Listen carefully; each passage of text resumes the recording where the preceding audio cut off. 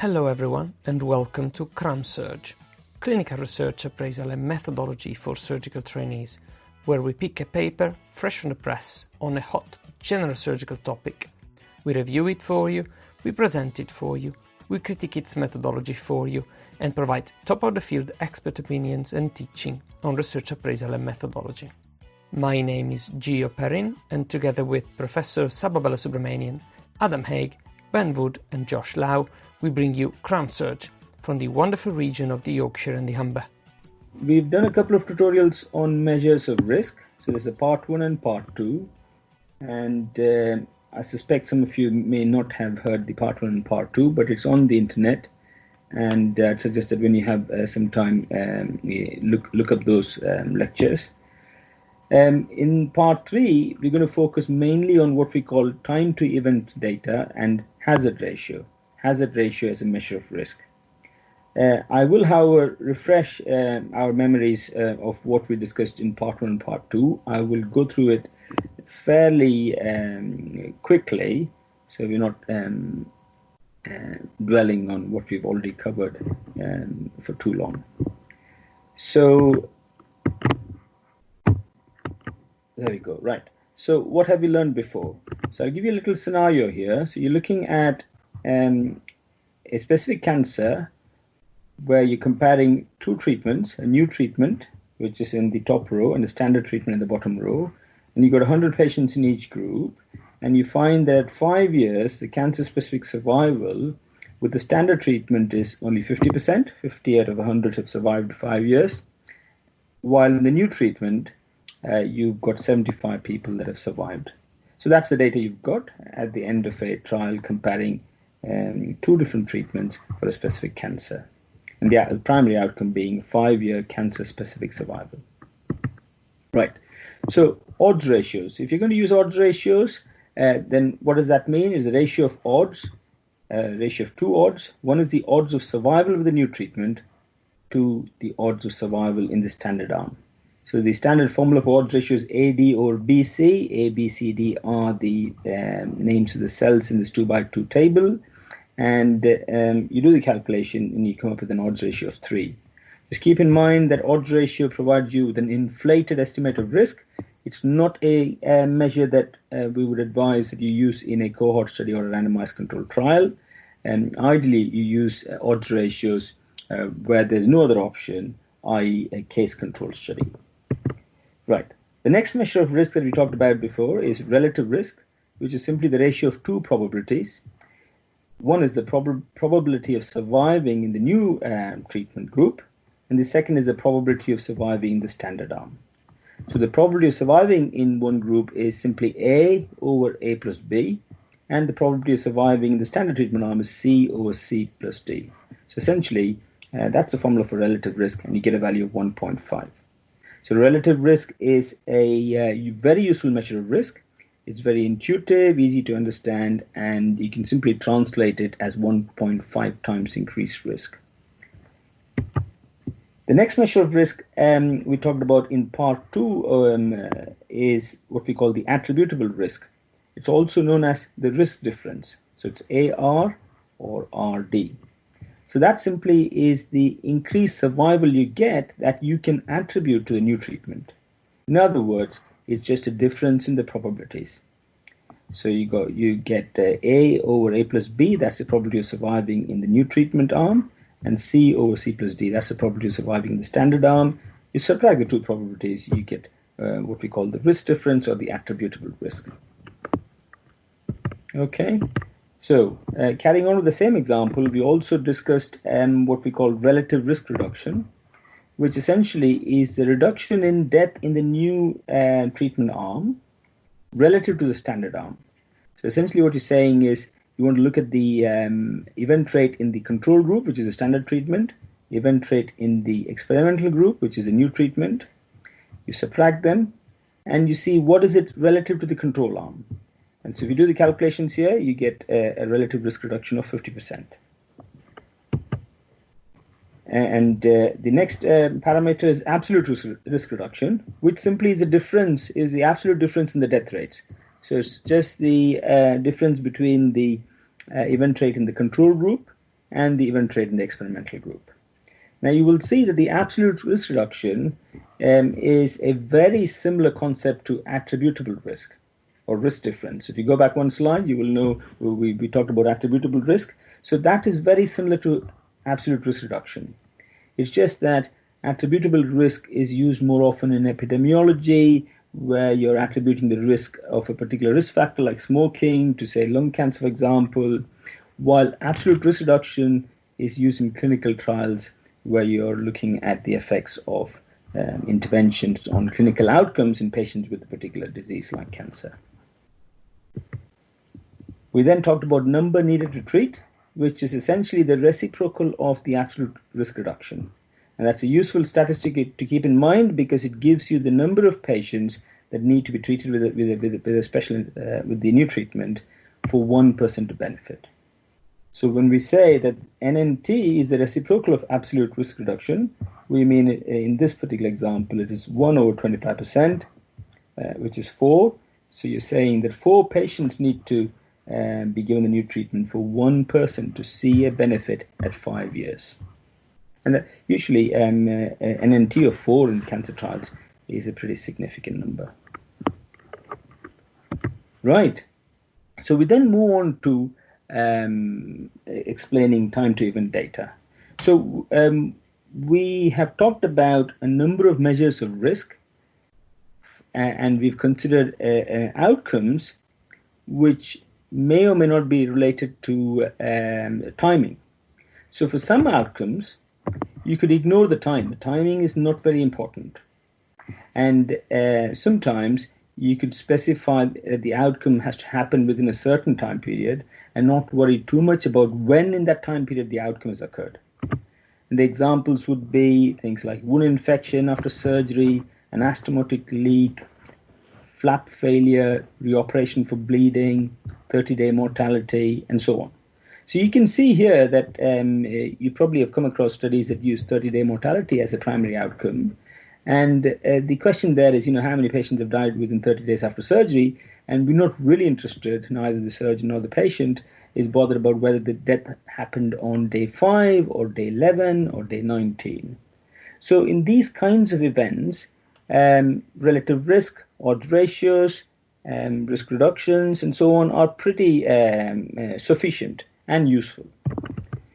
However, there are some events and outcomes where the time is really important.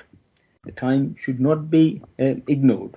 And examples of those would be survival and recurrence rates, mainly in cancer trials. And we go back to the same example, the hypothetical example, where we look at cancer-specific survival in this particular cancer where patients have been subjected to 2 different treatments. And I first showed you data on 5-year survival, but here in this figure table, you've got 2-year survival, 5-year survival, and 10-year survival.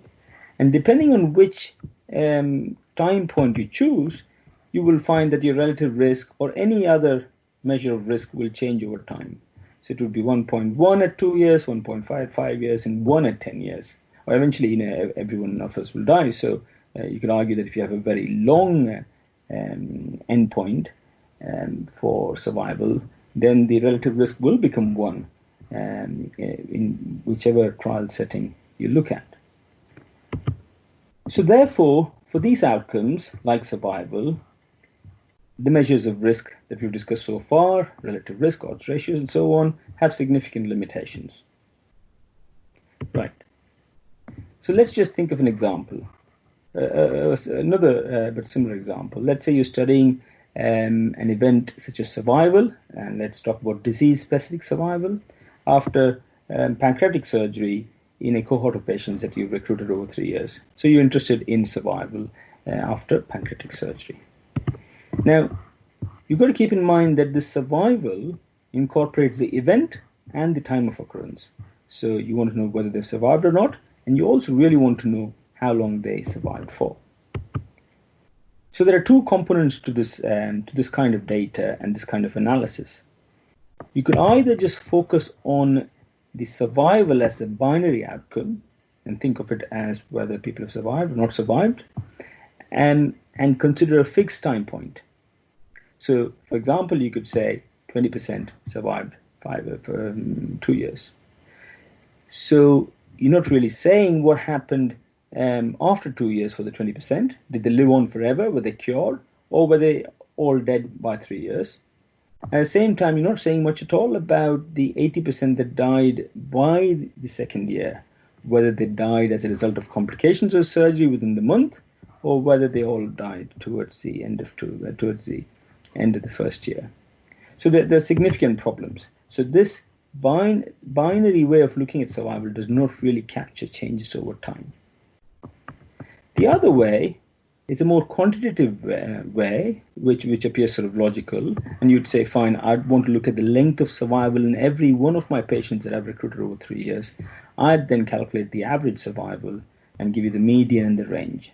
A median and the range more than the mean and standard deviation, because survival in these kinds of scenarios is almost always a non-parametric data set. And if you have any questions about it, let me know at the end. So what's the problem with this? The big problem with this, practical problem, is what we call censoring.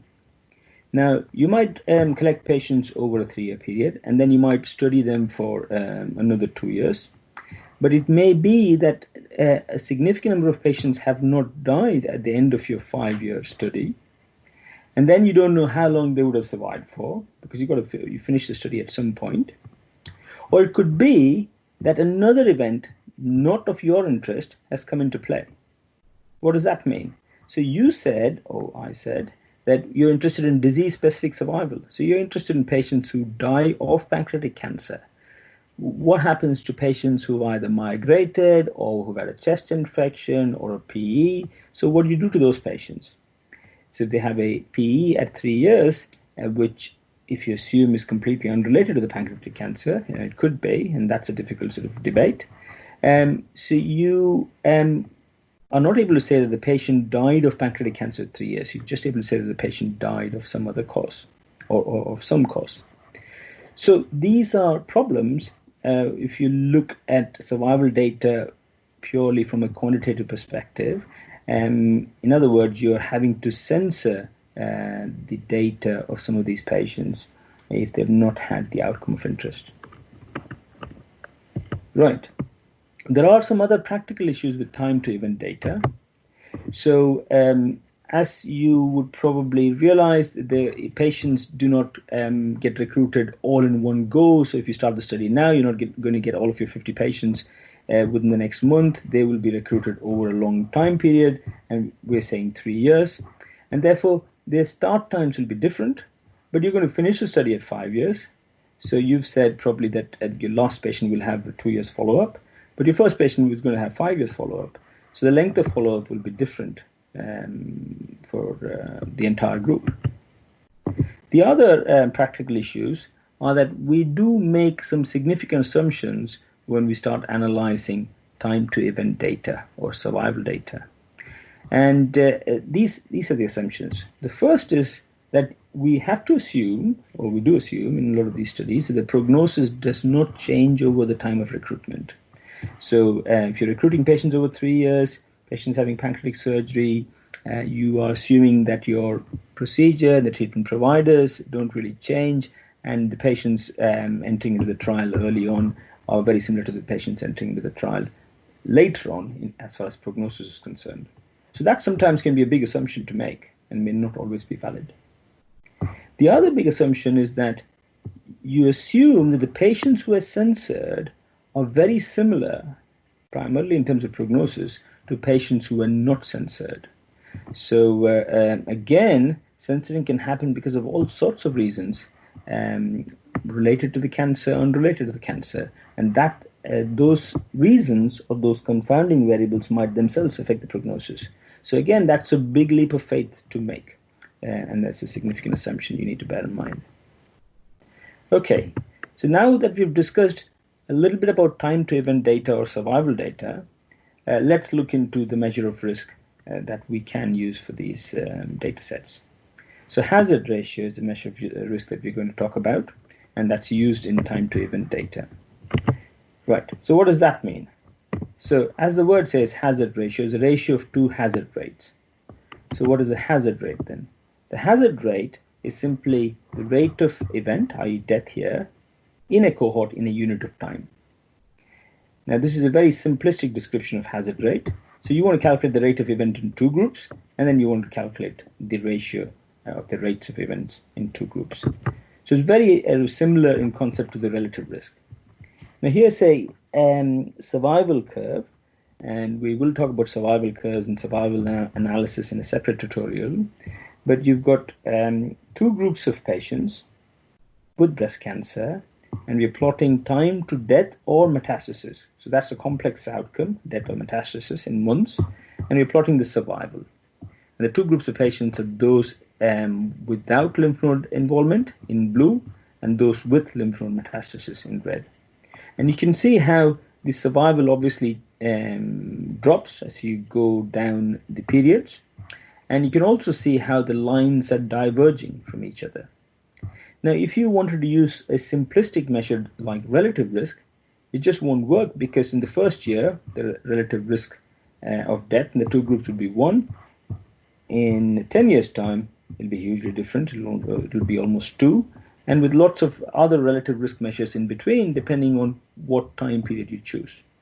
So you can see very clearly that relative risk or odds ratios or absolute risk reductions and numbers needed to treat will all depend on your endpoint. Is it 1 year, 2 years, 5 years, or 10 years? And that is what the hazard rate tries to capture, the hazard rate and the hazard ratio. Now, the precise calculations of hazard ratio is a bit complicated, especially when you have what we call censoring. So we won't go into the details of calculating the hazard ratio. As opposed to relative risk and odds ratio, which if you've seen the first and second tutorials, are relatively straightforward. Right. So hazard ratio, like I said, is very similar in concept to relative risk, and it's clearly preferred in analysis of time to event data or survival data, because it is independent of predefined times or endpoints. There are some problems, as with all of these measures of risk. The first problem is that, just like relative risk, it does not really reflect absolute values. It's just a ratio. It could be 2, it could be 5, it could be 6. It doesn't really tell you what's the survival in one group and what's the survival in the other group. So in other words, it does not by itself provide information on the average survival in both of these groups. And it is always advisable to use or describe the average time to event or the median time to event in the groups. And you could calculate what they call median ratio alongside the description of the hazard ratio. Hazard ratio is a basis for, you might have heard of this phrase, Cox proportional hazard analysis and other survival analysis. So it's important to try and get to grips with just the concept. You don't really need to calculate hazard ratio. You can get software to do it. So that's the end of the tutorial. So I hope I've emphasized enough that time to event is quite important for some outcome measures, such as survival and recurrence. The moment you introduce time to event, and not just the event, you're introducing complexities, because one, you've got two parameters now, the event and the time taken, and then invariably in clinical studies you will have significant censoring.